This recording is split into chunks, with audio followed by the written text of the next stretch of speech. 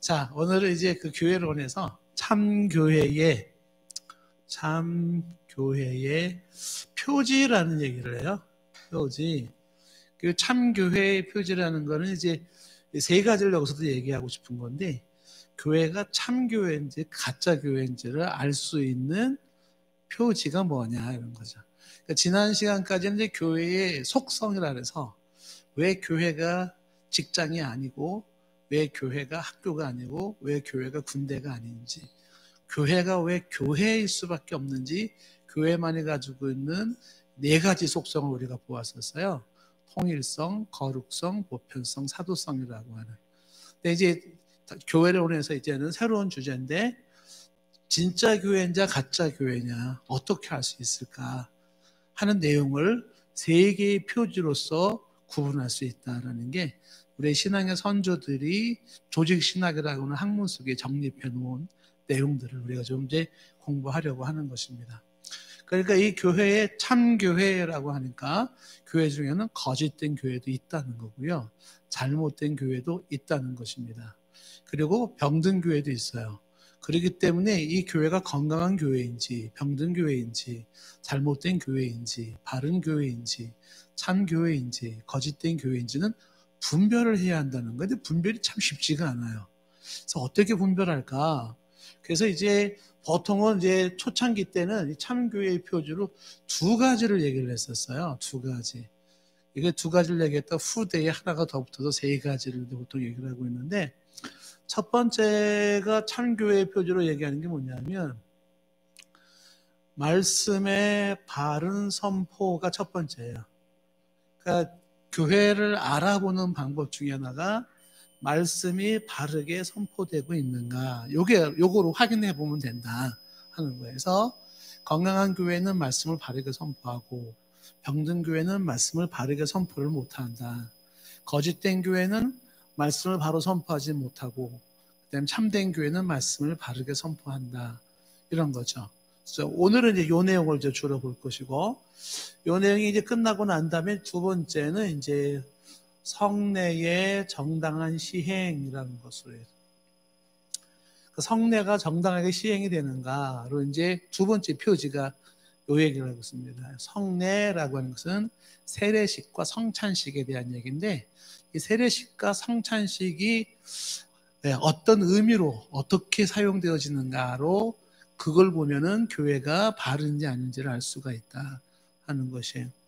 그리고 이제 세 번째, 예전에는 초창기 때는 두 가지였었어요. 두 가지. 종교개혁 당시만 해도 두 가지였는데, 그러다가 이제 하나 후대에다 붙인 게 이제 참교회 중에 하나는 권징이라는데, 권징의 신실한 시행.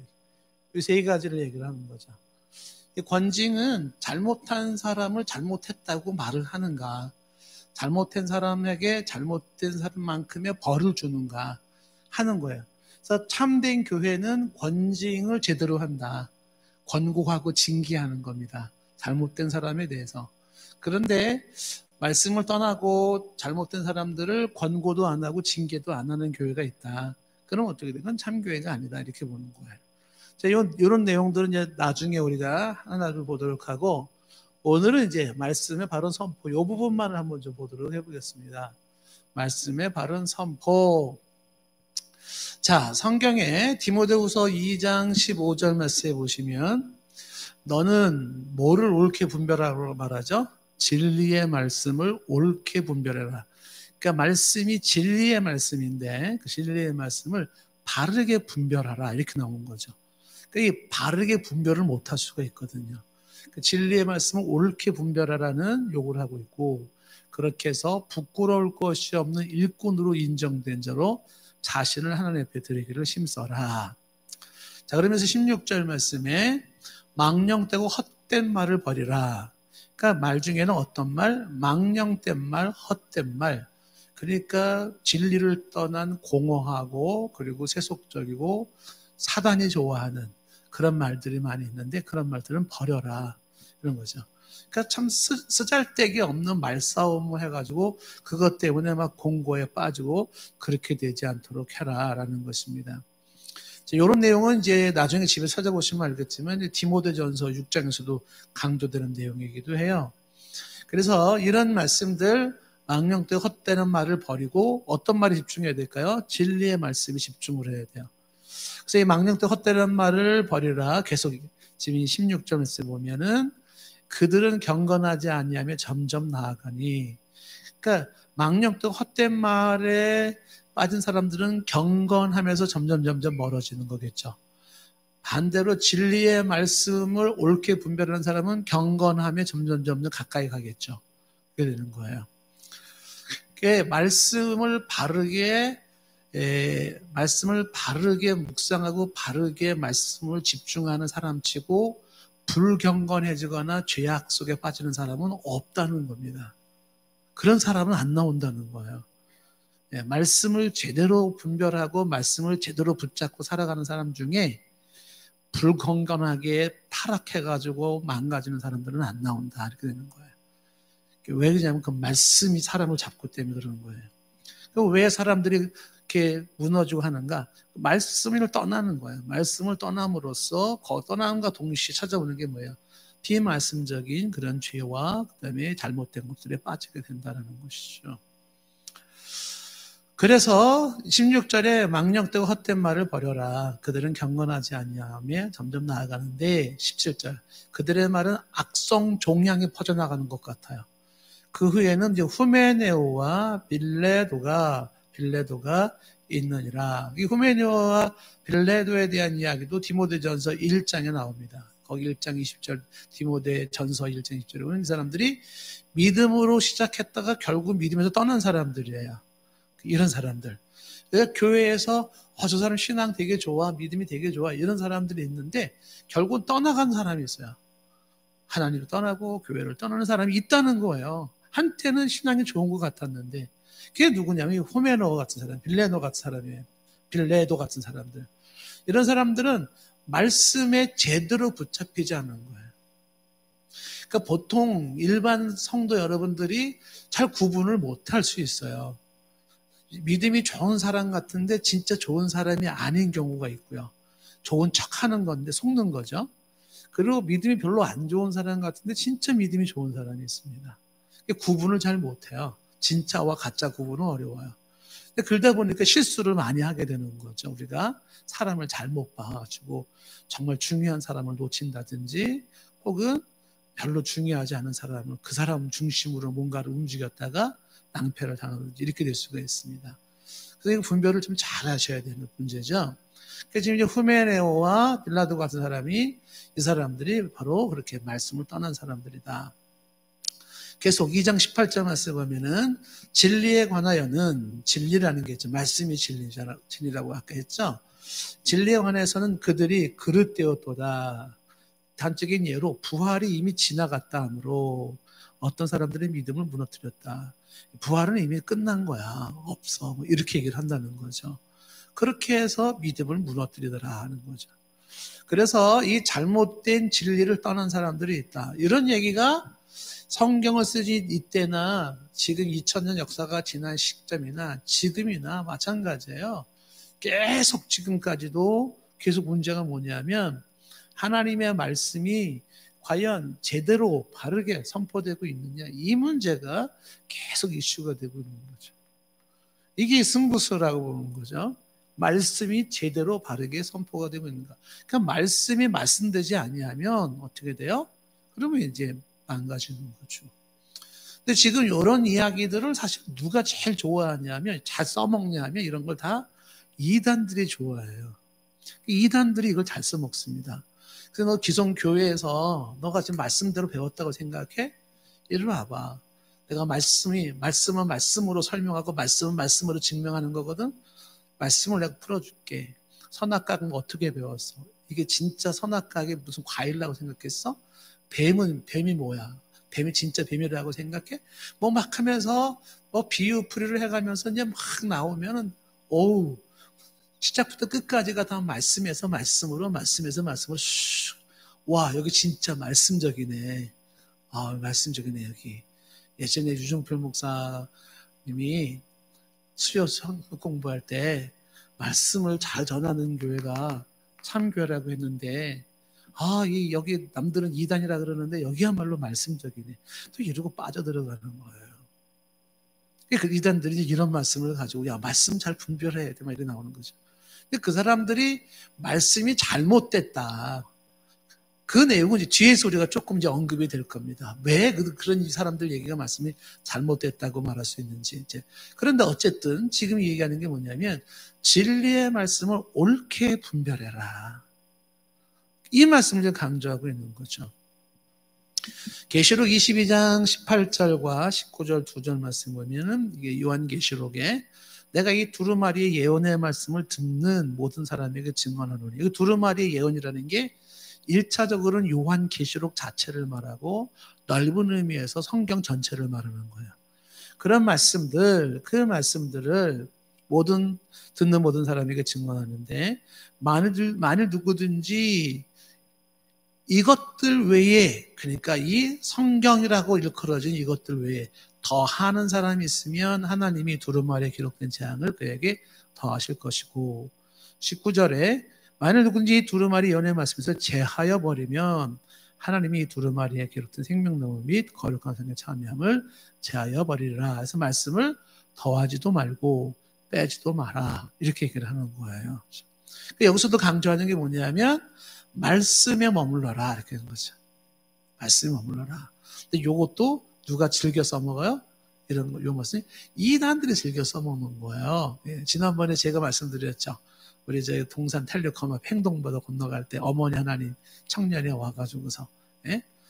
이제 밥 먹으러 가다가 종로 곱창에 밥 먹으러 가다가 우리 부교육자들이랑 같이 제가 같이 밥 먹으려고 그랬어요. 같이 밥 먹으면서 얘기하려고 했는데 진짜 대화가 안 되더라고요. 걔네들이 하는 소리가 말하는 게 그런 거죠. 왜 개신교는 왜 일요일 날 예배를 드리려는 거예요. 그리고 왜 크리스마스를 왜 지키냐라는 거예요. 그래서 저한테 묻는 거죠. 크리스마스가 성경에 있어요? 성경에도 없는 걸 왜 지켜요? 뭐 이러고 나오는 거예요. 네. 그러니까 잘못됐다. 성경에 없으면 지키지 말아야지. 이렇게 되는 거예요. 크리스마스를 지킴으로 우리가 구원 여부를 결정하나요? 그건 아니에요. 그냥 교회의 전통이에요, 예식. 그냥 전통과 예식으로 그냥 받아들이는 거지. 그것을 그걸 지킴으로 구원받고 크리스마스 안 지키고 지옥 가고 그런 문제는 아니에요. 그러니까 성경에 언급되지 않은 내용들 중에서도 전통적으로 받아들일 것이 굉장히 많이 있죠. 요즘 어려운 용어로 이제 루트가 이게 아디아포라 문제라고 얘기를 하는 건데 성경에 언급되지 않은 것 중에서 죄된 게 아니라 그러면 교회의 전통을 따르는 건 괜찮지 않냐. 물론 여기서 칼빈도 좀 생각이 나눠지긴 해요. 디아포라를 얘기를 하고 있는데 좀 어려운 얘기예요. 그래서 강조하는 게 뭐냐면 성경에 언급되지 않은 내용 중에서도 그것이 크게 성경적 가르침이나 윤리와 전통 사회에 문제가 없다 그러면 교회의 전통을 따라가는 건 괜찮다. 이제 이런 얘기를 이제 하게 되는 거죠. 그것도 이제 구분 짓는 건 쉽지는 않습니다만은. 자, 그런데 이제 문제는 그런 식으로 나오는 거예요. 요한계시록 22장 18절 19절에 뭐라 그랬습니까? 말씀에 더하지도 말고 빼지도 말라 그랬잖아요. 왜 크리스마스는 왜 지켜요? 산타 할아버지가 실제 인물이에요. 산타 할아버지를 왜 지켜요? 이렇게 얘기하고 성경에 일요일날 예배 드리라 그랬어요. 일요일날 성경에 일요일 예배는 있죠. 그렇죠? 우리 고린도서에 봤잖아요. 예, 안식 후 첫날에 모여서 예배 드리잖아요. 안식 후 첫날이 일요일이에요. 근데 이게 콘스탄틴 황제가 태양 숭배하는 날로 만들어서 학교도 설명을 하는 거예요. 그럼 이제 성경 지식이 없는 사람들은 그래 나는 그동안 잘못 배운 것 같아. 나는 왜 크리스마스를 지키는 교회를 다녔을까? 이렇게 생각을 한다든지 그러면서 이제 여기가 진리인 것 같아. 그거 막 들어간다고요. 자, 그래서 이제 그런 부분들도 분별을 해야 되는데 지금 이제 계시록 22장 18절 19절에서 하는 말씀이 뭐냐면 하나님의 말씀에는 일단은 더하지도 말고 빼지도 말라. 그 말씀에 충실하라는 그런 내용이죠. 자, 요한복음 8장 31절과 32절에도 예수님이 하신 말씀이죠.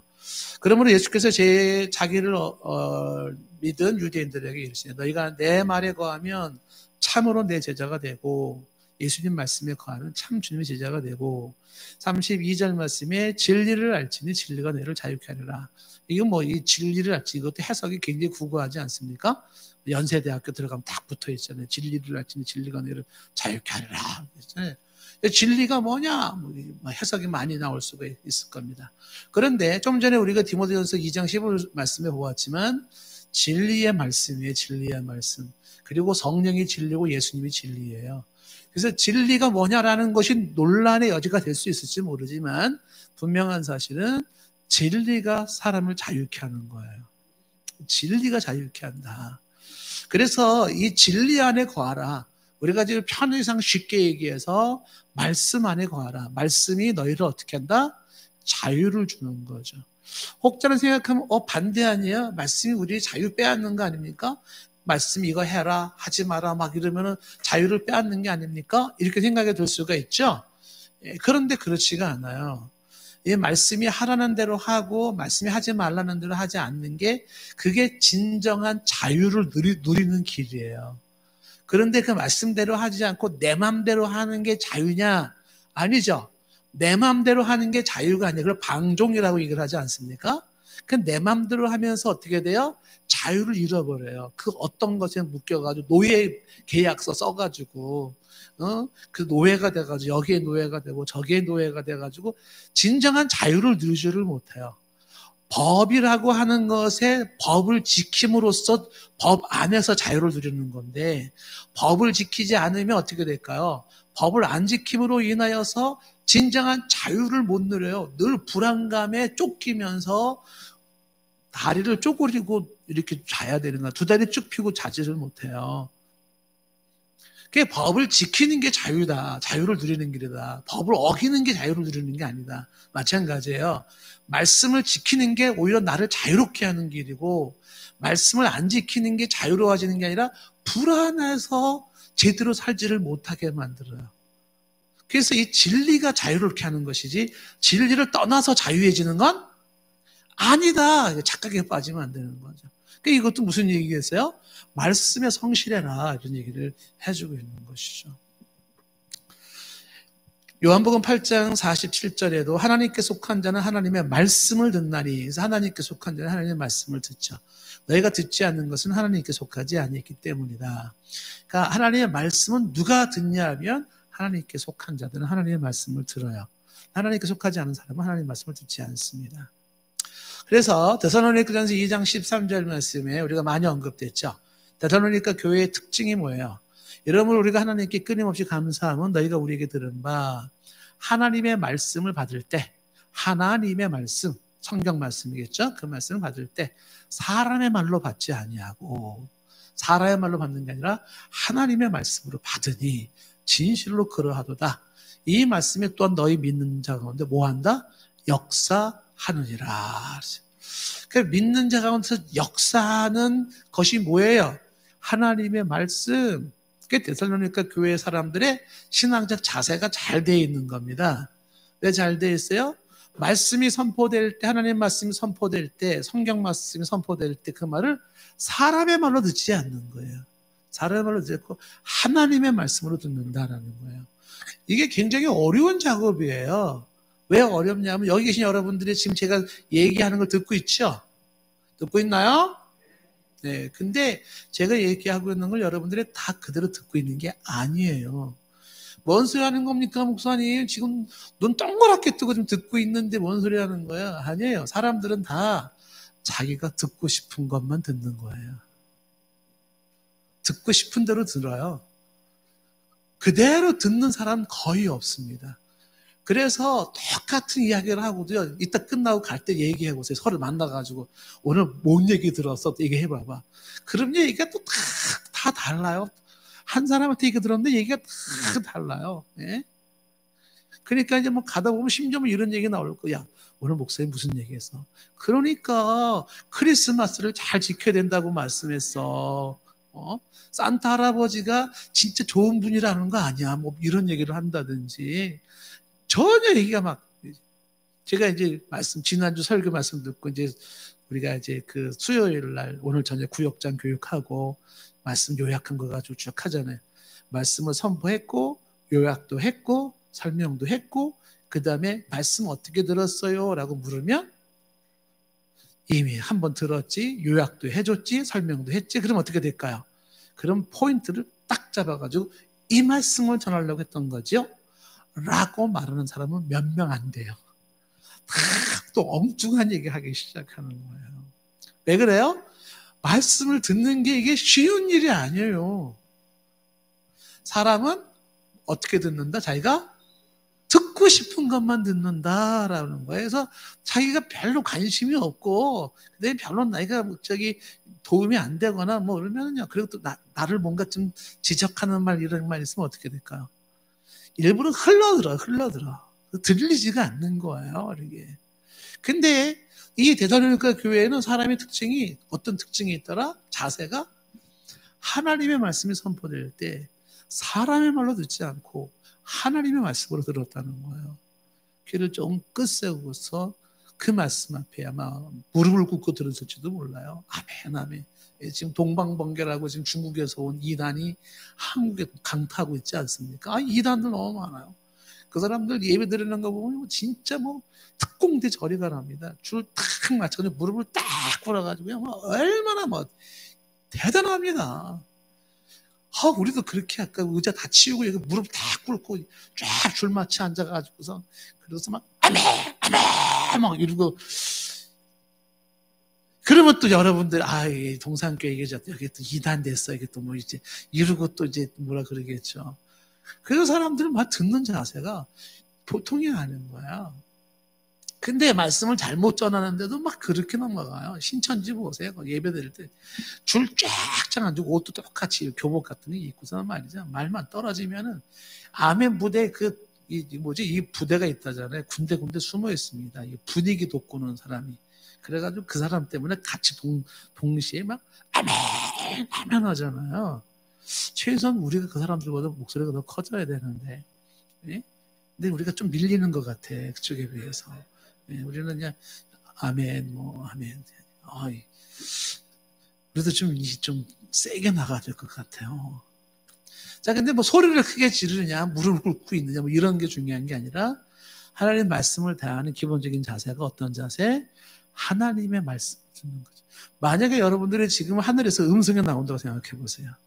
동산교회 성도들아, 하나님이 쫙 얘기한다. 그럼 어떻게 듣겠어요?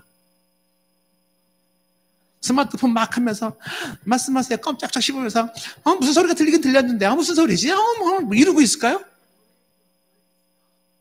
휴대폰 하면서 야 철수야 뭐 어쩌고 저쩌고 잠깐만 하늘에서 무슨 소리가 들리긴 들렸는데 이게 뭔 소리인지 모르겠다. 근데 어쩌고 저쩌고 너 뭐 이러고 왜 하겠습니까? 하늘의 음성이 들린다면 어떻게 하겠어요? 눈이 동그래가지고 조용히 하면서 무슨 소리야? 이렇게 듣지 않겠습니까? 이런 자세로 들어야죠. 그렇죠? 네. 이게 지금 하나님의 말씀으로 들었다. 데살로니가 교회. 그러니까 말씀을 하나도 놓치지 않고 그 말씀을 탁탁 챙기는 거죠. 여러분들이 이제 공부를 해봐서 알지만 오늘도 왠지 이거 오늘 다 못 끝낼 것 같아. 분위기가 지금. 공부를 해봐서 알지만은 공부할 때 있잖아요. 진짜로 여러분 보세요.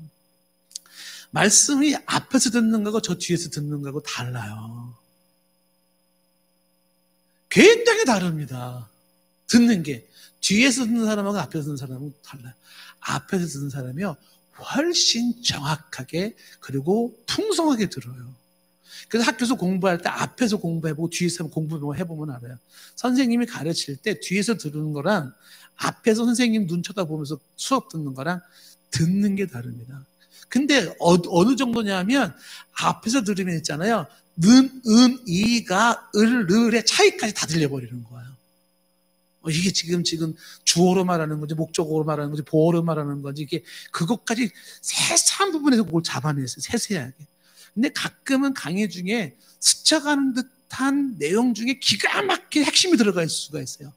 그거를 딱 잡아야지 제대로 이해할 수 있는 부분들이 있어요.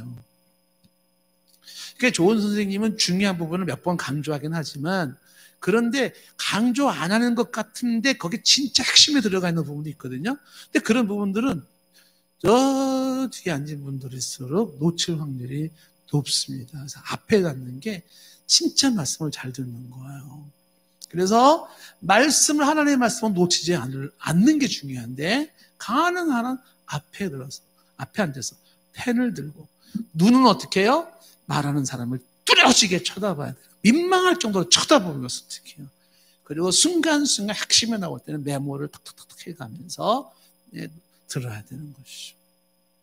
그래서 데살로니가 교회가 그랬다라는 거예요. 근데 이 데살로니가 교회 사람들이 말씀을 그렇게 들었는데 이 사람들보다 한 수 더 뜬 사람이 있었어요. 그게 베레아 교회라고 하죠. 사도행전 17장 11절에 보시면 이 베레아 교회는 어떻게 말씀을 들었나 보세요. 베레아에 있는 사람들은 데살로니카에 있는 사람들보다도 더 너그러워서 간절한 마음으로 말씀을 받아요. 간절한 마음으로. 건성건성 듣는 게 아니라 간절한 마음으로 말씀을 받고 그것을 끝난 게 아니에요. 이것이 그러한가 하여 날마다 성경을 상고했다. 이게 그러한가 하고 어떻게 해요? 복습하고 연구하고 또 찾아보고 또 알아보고 그리 했다라는 것이에요. 그래 베레아 교회 사람들은 이 데살로니가 교회 사람들보다 더 뛰어났다는 거죠. 말씀을 간절하게 받으면서 받은 그 순간으로 끝나는 게 아니라 돌아가서 어떻게 해요? 그 말씀을 다시 한번 복습하고 다시 한번 연구하고 확인해보고 했다. 왜 그랬을까요? 하나님의 말씀이니까. 그래서 그 말씀을 놓치지 않으려고 그렇게 했다라는 것이죠. 자, 그러면 말씀에 대해서 이제 성경에서는 뭐 굉장히 많은 부분에서 말씀을 집중해라, 말씀을 잘 들어라, 뭐 이런 얘기가 굉장히 많은데, 그런 말씀의 바른 선포가 뭘 말하는 거냐 하는 거죠. 말씀의 바른 선포란 뭘 말하는 거냐. 첫 번째는요, 이렇게 말할 수 있겠죠. 말씀의 권위를 인정하는가. 요거예요, 첫 번째. 그러니까 말씀의 바른 선포는 어떤 거냐면 말씀에 대한 말씀의 권위가 살아있는 거예요. 그 말씀의 권위가 살아있다. 이 얘기는 뭐냐면 생각하는 거나 어떤 교리적인 거나 말하는 거나 행동하는 게 항상 말씀을 근거로 하는가. 생각하는 거나 교리나 말이나 행동이 항상 말씀이 기준이 되고 있는가. 이제 이런 내용이에요. 말씀에 근거하고 있나? 말씀이 기준이 되고 있나? 이게 뭐예요? 근거가 되고 기준이 된다는 건 말씀의 권위를 인정하는 거죠. 그러니까 말씀이 사람이 살고 죽는 건 말씀에 달려 있어. 이 말씀이 진짜 중요한 거야. 이렇게 그 말씀이 생사를 결정한다고 생각한다 그러면 모든 부분에서는 말씀이 근거가 돼야 되고 뭘 하든지 항상 말씀이 기준이 돼야 되겠죠. 근데 말씀이 근거가 되지 않고 있고 기준이 되고 있지 않다는 건 말씀의 권위를 인정하지 않는 거예요. 말씀은 말씀이고 내 생각은 내 생각이고 세상은 세상이고 이렇게 넘어가는 거죠. 그러니까 모든 것의 근거와 기준을 말씀으로 삼고 있는가. 이런 부분이 일단은 말씀의 바른 선포죠. 그러니까 말씀이 바로 선포된다. 말씀이 살아있다라고 할 때는 말씀의 권위가 살아있다라는 거. 말씀의 권위가. 제가 여러분에게 이제 새벽 시간에 한번 소개를 했지만은 그 책 중에 저를 괴롭히는 책이 하나 있다 그랬었죠. 가끔은 책이 저를 괴롭히는 책들이 많아요. 차라리 그 책을 안 봤으면 하는 생각이 들 만큼 자꾸만 나를 괴롭혀요. 그 책 제목 자체가 괴롭혀요. 예전에 홍적일 목사님이 쓴 책, 한국의 기독교는 이민족을 책임질 수 있나? 이것도 막 너무 정말 괴롭혀요. 이 교회가 이민족 책임질 수 있을까? 얼마나 괴롭힙니까? 그죠? 정말 있을까? 근데 저를 괴롭혔던 게 하나가 뭐냐면 텍스트가 설교하게 하라는 책이 있어요. 근데 그 책에서 이제 이 교수님이 뭘 얘기를 하고 있는 거냐면 목사가 설교할 때 목사 자기 생각을 말할 수 있고 자기 경험 말할 수 있고 자기가 배웠고 느꼈던 걸 말할 수가 있다는 거예요. 근데 그게 얼마큼 정확하겠냐는 거예요. 그래서 이분이 몇 가지 예를 들면서 자고로 목사는 딴 얘기할 게 아니라 성경이 설교하게 해라. 성경이. 그래서 가능한 한 성경이 설교하게 하려고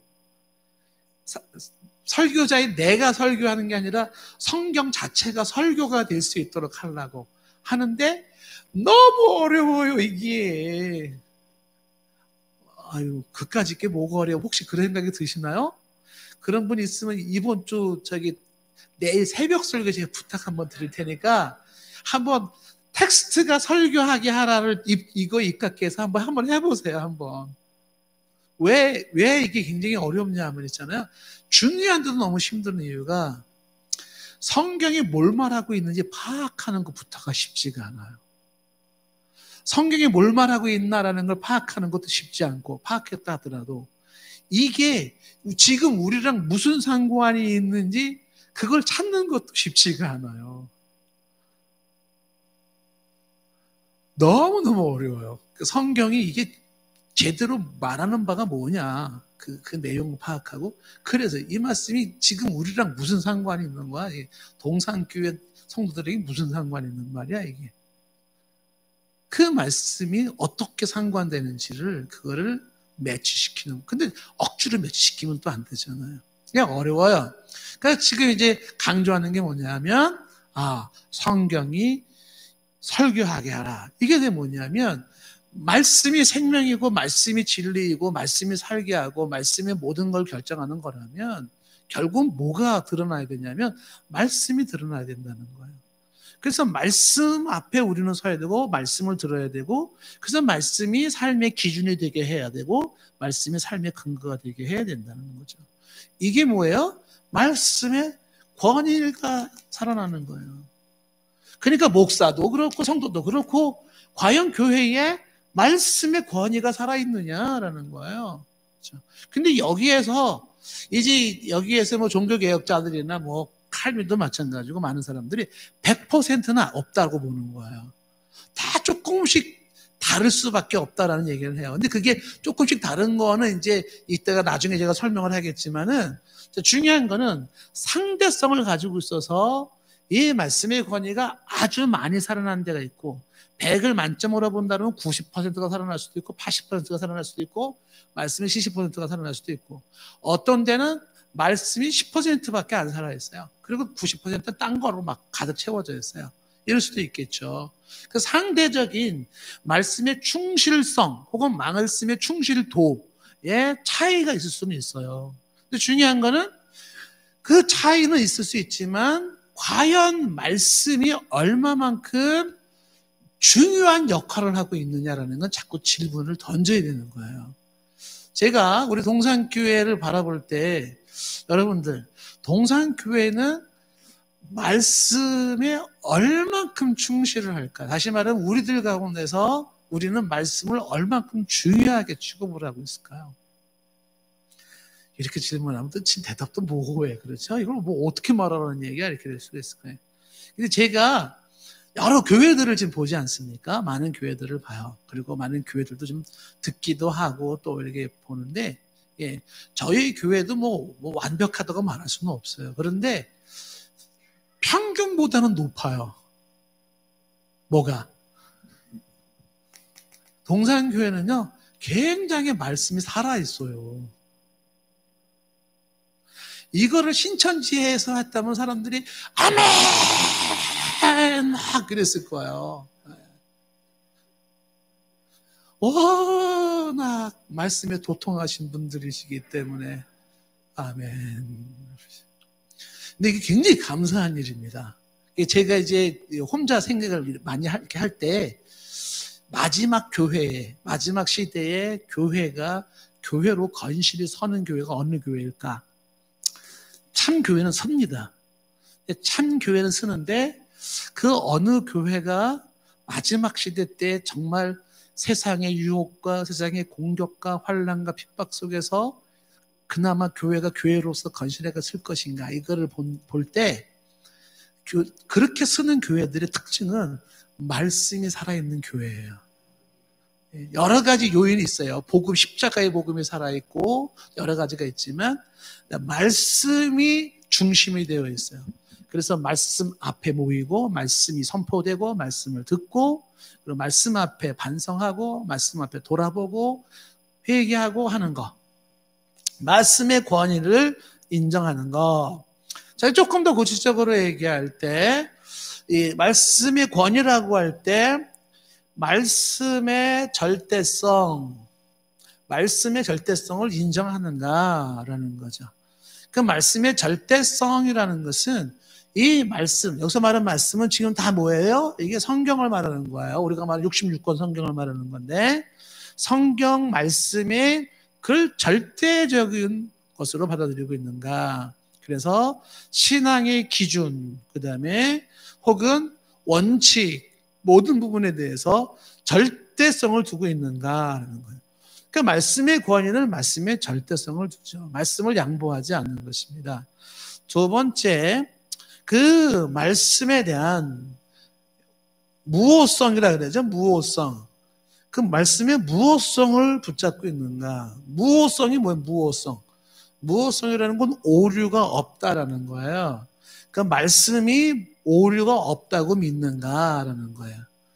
그러면 그럼 당연히 말씀이 오류가 없다고 믿지 이렇게 생각하기 쉽죠. 근데 그렇지 않아요. 현대 신학에서 얘기하는 게 뭐냐면 말씀의 유효성을 얘기해요. 유효성. 그러니까 말씀에 오류가 있다라고 보는 거예요. 현대 신학에서조차. 그러니까 이렇게 얘기하는 걸 우리는 반대한다. 성경 말씀에는 오류가 없다고 본다라는 거죠. 근데 여기서 착각하지 말아야 되는 게 있죠.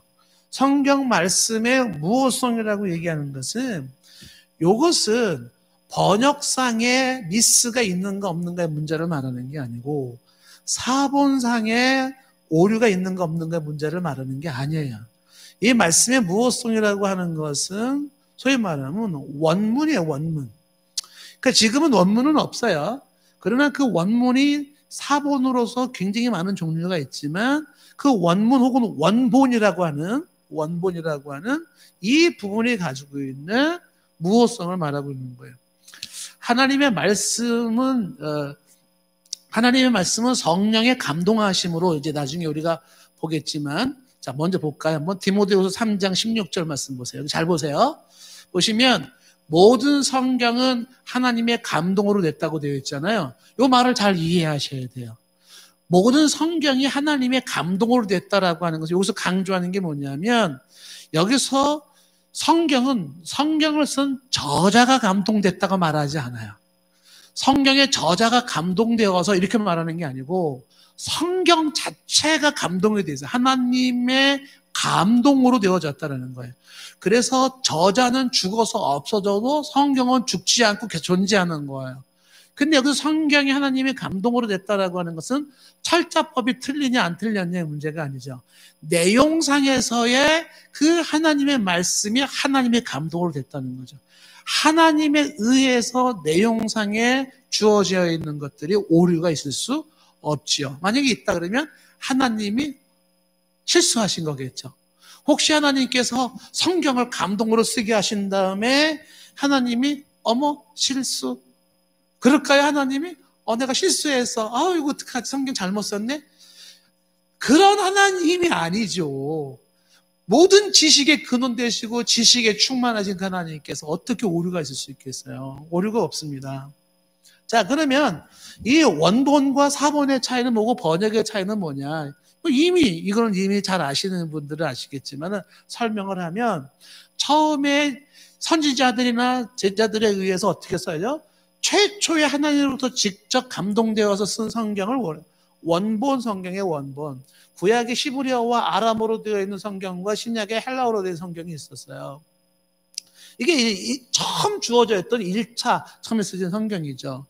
그런데 이 성경이 원본을 구약 성경에는 짐승의 가죽들에다가 도화지가 없으니까 옛날에는 그 짐승 가죽들을 말려가지고 꾹 눌러가지고 그걸 도화지 삼아 쓰거나 혹은 갈대를 가지고 이집트 같은 데 갈대가 있잖아요. 갈대가 좀 넓적한 거 쫙쫙 썰어가지고서 갈대를 이렇게 막 놓는 거예요. 갈대를. 그래 놓고 또 놓고 위에 놓고 또 놓고 이렇게. 그래가지고 이거를 돌멩이를 꽉 눌러놓으면 이게 도화지가 돼버리거든요. 그럼 이 위에다가 이제 펜에다가 글씨를 쓰는 거예요. 왜? 쓴다고 빨간 글씨로 써도 주더라고요. 그러니까 이 서기관이 그 역할을 하는 구약의 서기관이 하나님의 감독을 가지고서 뭐 엘로힘 뭐 이렇게 뭐 이런 식으로 썼다. 뭐 이렇게. 그걸 쓰면 이렇게 쓰고 그리고 또 막 썼어요. 말씀을 뭐 막 썼는데 세월이 흘러 100년, 200년, 300년, 1000년이 막 지나가다 보니까 이게 지워지기 시작하는 거야. 짐승의 가죽이 지워지고 갈대종이가 지워지니까 어떻게 되겠어요? 막 지워지기 시작해. 말씀이. 그러면 어떻게 돼요? 아이고 큰일 났네 이거. 다시 뺏겨 써야 돼. 그래서 이 말씀을 다시 뺏겨 써야 돼. 다시 종이 만들어가지고 요걸 그대로 뺏겨 써요. 그 뺏겨 쓰는 걸 사본이라는 거야. 사본. 그러니까 사본을 옛날에 인쇄술이 없으니까 직접 요거 하나하나를 가지고서 그대로 뺏겨 써요. 서기관은 밥만 먹으면 뭐하냐면 이것만 하고 있는 거죠. 성경 뺏겨 쓰는 거예요. 이렇게. 그래가지고 이거를 두루마리로 만들어. 두루마리로 만들어가지고서 보관하는데 이런 글자를 손글씨로 써가지고 이 두꺼운 성경을 하려면 양이 얼마나 많겠어요? 그러니까 두루마리가 굉장히 많아지는 거죠. 그래요. 그런데 이 사본도 또 세월이 흘러 또 이게 막 지워지는 거예요. 그럼 또 어떻게 되겠어요? 또 뺏겨 써야 되겠죠. 그럼 또 사본이 또 나오는 거죠. 그래서 이 사본에서 사본이 계속 나오는데 이 사본이 한 원본에서 하나만 사본을 만드는 게 아니라 원본에서 사본을 여러 개 만들고 또 두 번째 이 사본도 여러 개 사본을 만들고 세 번째 사본도 여러 개 사본을 만들고 3차에 걸친 사본을 만들 때도 여기서 또 여러 개 사본이 나오고 여기서도 여러 개 사본이 나오는 거야. 그래서 사본의 종류가 얼마나 많이 나오냐면 수천 종류가 돼버려요. 그래서 여러분 성경을 보다 보면 없음이라는 게 나오죠. 그 없음이라는 게 어떤 사본에는 없다라는 거야. 어떤 사본에는 있다라고 보는 거예요. 그러면 왜 없다라고 하냐면 이제 우리가 여기서 성경에서 받아들일 때 보통 이제 마소라 사본이라고 하는 걸 중심으로 해서 성경을 권위를 두고 번역을 해요. 근데 마소라 사본에는 없어요, 본문이. 그래서 절이 지워져 버렸어요. 없어져 버렸어요. 근데 다른 사본 보니까 저기는 있어요. 그래서 요거를 놓을까 말까. 그러다가 없으면 그 밑에다 가로치고서 혹은 번호 달고서 다른 사본에 의하면 이렇게 나오는 거죠. 이게 흥미로운 게 뭔지 아세요? 이 사본을 가지고서 사람들이 뺏겨 쓰는데 수천 종류의 사본이 나왔잖아요. 종류가. 근데 사본마다 다 조금씩 이렇게 달라요. 근데 어떤 거는 앞에 문장을 쭉 이렇게 읽어나가다 보니까는 단어가 끊어졌어요. 여기에 무슨 단어가 들어가야 되나? 봤더니 다른 사본에 보니까 여기에 맞는 단어가 싹 있어. 요 사본에 보니까 요 단어가. 그러니까 여기에 끊어진 데는 그거를 넣으면 되겠지. 다른 사본을 넣어서 말이 매끄러워지면 이거를 빼버려요. 오히려 빼버립니다. 그리고 여기 다른 사본을 봤는데 여기 있는 단어가 여기다 집어넣으면 말이 안 맞아. 그러면 요게 더 원본에 가까웠을 거라고 보는 거예요. 왜 그런지 아시겠죠? 말을 넣어봤을 때에 말이 그럴듯한 거는 이미 사본을 쓰는 서기관들이 그거를 임의로 말을 맞춰서 썼을 가능성이 높다는 거예요. 근데 말이 안 맞는 단어의 사본은 뭐예요? 이 사람은 안 맞아도 하나님 말씀을 그대로 유지하는 게 좋으니까 안 맞는 대로 썼던 거예요. 그러니까 원본에 충실한 게 뭐냐? 이거를 찾아 나갈 때 사본들 중에 말이 안 맞는 단어가 있으면 요게 더 맞는 원본에 충실했을 것이라고 보고 말이 맞는 건 원본에 충실하지 않았을 거라고 보고 빼버리는 거예요. 그렇게 해서 사본이 정리정돈이 나오는데 그러다 보니까 사본이 어떻게 돼요? 종류에 따라서 너무나 많은 차이가 있기 시작하더라는 거예요. 그래서 이 사본적인 차이, 그 사본에 의한 차이가 있을 때, 야, 성경은 무호하다며? 봐봐봐. 여기 A4번, B4번, C4번 봐봐봐. 달라? 그럼 뭔가 그 중에 하나 잘못된 거 아니겠어? 이렇게 막 나오는 거죠. 이 사본에는 오류가 있을 수가 있어요. 왜? 사람이 뺏겨 쓰기 때문에. 그러나 지금 우리가 말한 무호성은 사본을 말하는 게 아니고 원본을 말하는 거다. 원본. 그럼 번역은 뭐예요? 번역은 이 사본을 가지고 이거를 영어로 번역하고 하나님 한국말로 번역하고 중국말로 번역하고 각 나라 말로 번역하는 거를 뭐라 그래요? 그건 번역상의 문제이겠죠. 그 각 나라 말로 번역을 하는데 이 번역에도 오류가 굉장히 많은 거예요. 우리말 성경에도 번역상이 잘못된 게 굉장히 많아요. 예? 대표적인 경우가 우리말 성경에서 아주 힘든 것 중에 하나, 번역에서 힘든 것 중에 하나가 뭐예요? 사도행전의 2장에 12제자들이 예수님 승천하신 후에 120명의 사람들이 다락에 모여가지고 기도했다는 거예요. 그래서 주일학교 학생이요, 다락에 120명이 들어가나요?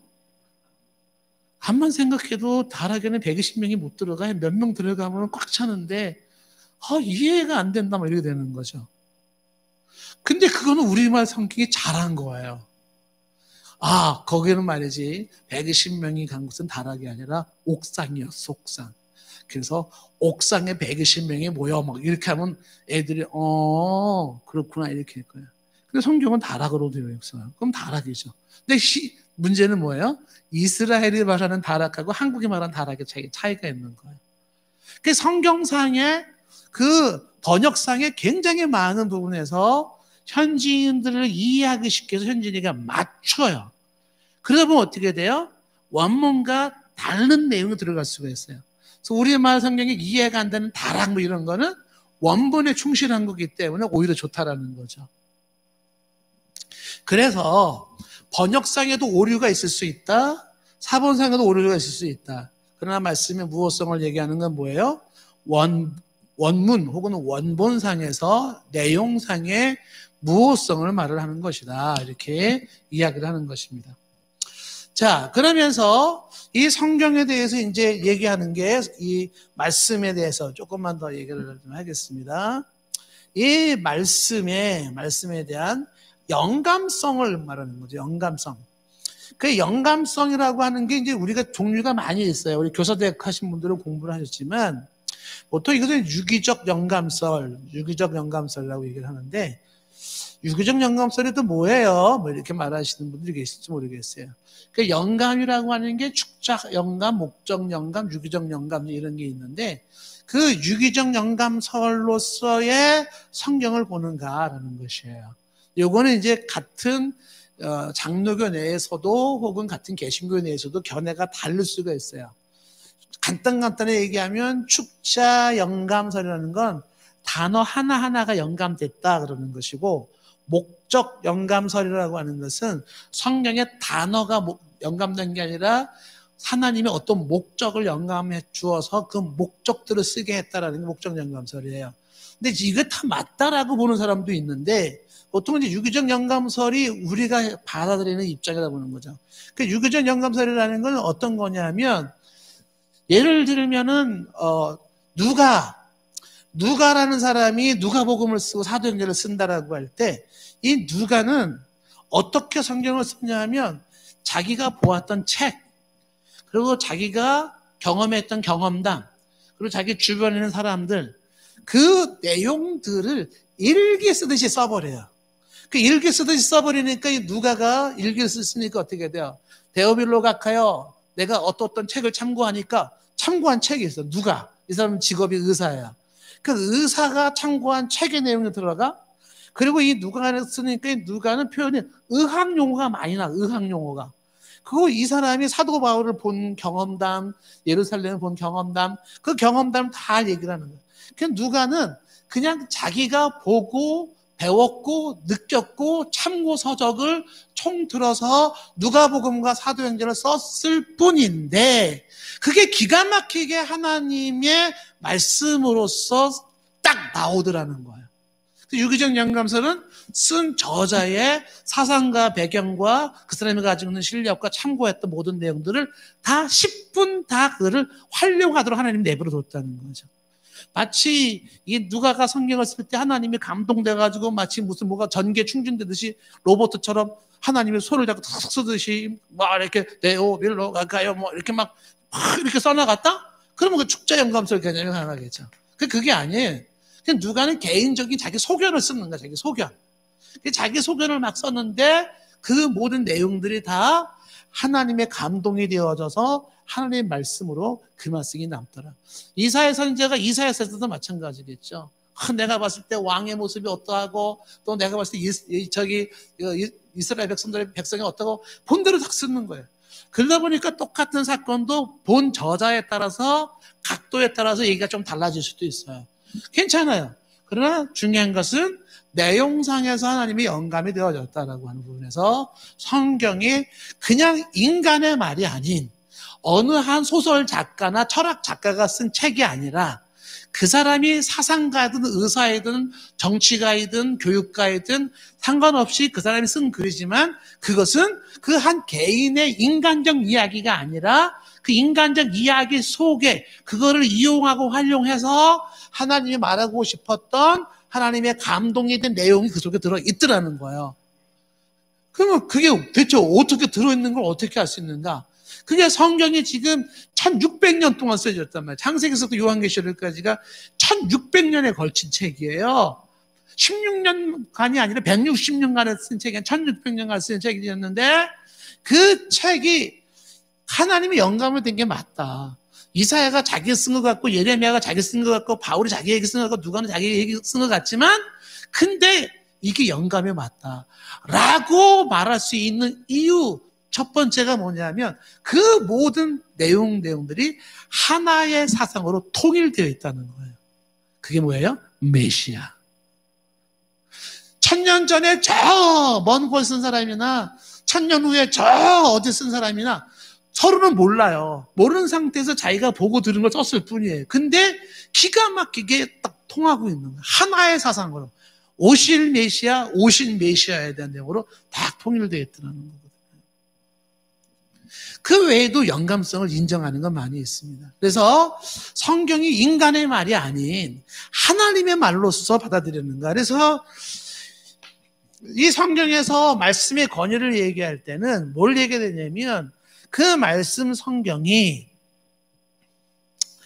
하나님의 말씀이다. 이렇게 보는 거예요. 하나님의 말씀.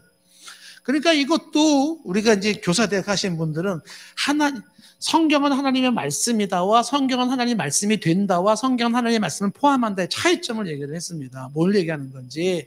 그러니까 교사대학을 안 하신 분들은 하셔야 돼요. 그래야지 얘기가 되는 거예요. 기초가 안 되는데 얘기가 막 길어지잖아요. 교사대학 꼭 하세요. 자, 그래서 말씀이 하나님의 말씀이다. 이렇게 하나님의 말씀이다. 하나님의 말씀. 자, 그래서 성경이 하나님의 말씀이다라는 것까지 이런 얘기들 다 뭐예요? 말씀에 대한 권위를 얘기해주고 있고요. 그렇죠? 여기서 이제 다섯 번째로 얘기하는 것은 그 말씀을 말할 때의 말씀은 66권, 말씀은 66권만이 하나님의 말씀이다. 이렇게 보는 거예요. 이것까지 얘기를 해야 돼요. 그 66권만이라고 하는 걸 이걸 정경론에서 말하는 정경이라고 하는 것은 각 종교가 가지고 있는 경전인데, 예, 뭐, 불교는 불경을 가지고 있고, 뭐, 유교는 사서삼경을 가지고 있듯이, 이런 것처럼 기독교는 기독교의 정경이 있는 정경이 66권만이 성경이다라고 하는 내용이 말씀의 권위를 인정하는 거야. 그래서 아까 요한계시록에 더하지도 말고 빼지도 말라라고 할 때 그 예언의 말씀이라는 걸 어디에 국한시키냐면 66권에 국한시키는 거예요. 그 66권 외에 더하도 안 되고 빼도 안 된다는 거죠. 근데 더하는 데가 있어요. 카톨릭은 사실 외경이라고 하는 것을 더하고 있어요. 그래서 인정할 수 없다는 거죠. 66권. 또 이렇게 얘기하면 성경은 분명히 한계인데 왜 66권이라 그러죠. 어떻게 된 거죠? 이런 분들이 계세요. 성경이 66권이 뭔지 모르시는 분들 솔직하게 한번 손 좀 들어보세요. 난 성경을 내가 맨날 한 권 가지고 다니는데 이거 지금 66권이면 집에 또 몇 권 더 사야 될 것 같은데 이게 개념이 잘 이해가 안 되시는 분들, 이해가 되시는 분들, 손 안 드시는 분들이 이해가 안 되는 분들이에요. 창피하니까 손을 안 드는 거죠. 66권이 뭐냐? 예, 그러면 꼭 끝나고 나가실 때 창피함을 무릅쓰고 김 집사님, 내가 아까 손은 못 들었는데 대체 66권이 뭐야? 왜 66권이야? 이렇게 꼭 물어보시기를 바라겠습니다. 하나 더, 성경의 충분성이라는 거예요. 말씀의 권위라고 할 때 성경의 충분성. 그러니까 성경이 충분하다, 66권이 충분하다. 충분성을 인정하는가? 그 말씀만으로 충분하겠는가라는 거죠. 자, 그래서 이 성경으로 충분하지 않은 사람들은 자꾸 계시를 얘기해야 돼. 계시 받은 것까지 얘기를 해야 되고, 뭔가 누군가가 또 어떤 내용들을 더 첨부를 시켜야 되는 거죠. 다음 시간에 이 참교회는 말씀을 바로 선포한다라고 할 때 말씀의 권위를 인정한다 그랬잖아요. 그럼 다음 시간에는 보통 조직 신학에서 나오진 않아요. 그런데 제가 부언해서 좀 말씀드리고 싶은 게 뭐냐 하면, 말씀을 어떻게 해석해야 되는 건지 그 내용을 좀 얘기를 할 거예요. 말씀의 바른 해석이 말씀의 바른 선포예요. 결국은 해석의 문제로 가버리는 거예요. 사탄도 말씀을 선택하고 이단도 말씀을 선택했을 때 말씀의 바른 해석은 어떻게 하는 거냐, 그 내용을 다음 시간에 하도록 하겠습니다. 자, 오늘은 여기까지 합니다. 기도하겠습니다.